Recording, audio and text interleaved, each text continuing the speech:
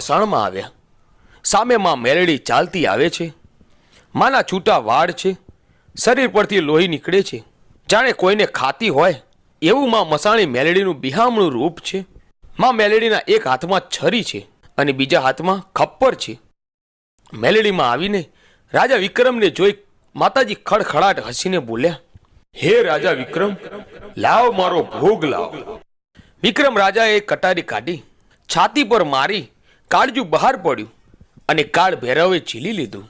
એટલે માતાજી બોલ્યા કે તું કોણ છે?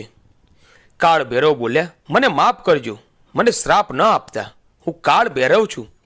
મને મા કાળકાએ મોકલ્યો છે આ રાજાનું કાળજું જમીન પર ન પડવા દેતા, નહીં તો માતાજી ભોગ નહીં સ્વીકારે. લાખ મરજો પણ લાખનો પાલનહાર ના મરતા. લો આ તમારો ભોગ. મેલડીએ ભોગ સ્વીકાર કર્યો અને બોલ્યા કે આ કાળજું વિક્રમની છાતી પર મૂકો.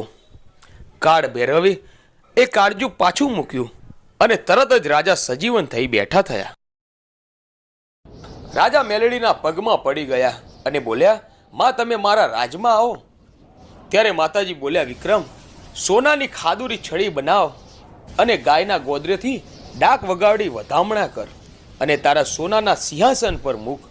અને જો તારા મહેલમાં કંકુના પગલાં પડે ને તો માનજે કે હું મેલડી આવી છું. મારો બોલ જો ખોટો પડે ને તો હું માખણિયા ડુંગરવાળી મસાણી મેલડી ના કહેવાઉં.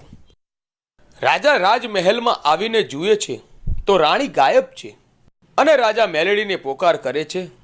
એટલે મેલડીમાં રાજાનો વેશ લઈ બાવા બાળીનાથની મઢીએ આવે છે અને બોલ્યા, બાળીનાથ બહાર નીકળ. બાળીનાથે બહાર નીકળી પાણીની અંજલી છાંટી મેલડીમાંના સ્વરૂપ બદલાયા અને સાતમા સ્વરૂપે મેલડીમાં કાળી નાગણી બની બાળીનાથને પગે લપટાણા. બાળીનાથ બોલ્યા, દેવી મારી ભૂલ થઈ ગઈ, તમે કોણ છો? ત્યારે મેલડીમાં પ્રગટ થયા અને બોલ્યા, હું માખણિયા ડુંગરની મેલડી છું. આ સાતુરા રાણીને પથ્થરમાંથી મુક્ત કરો. બાલીનાથે અંજળી છાટી અને રાણી તેના અસલ રૂપમાં આવી ગયા.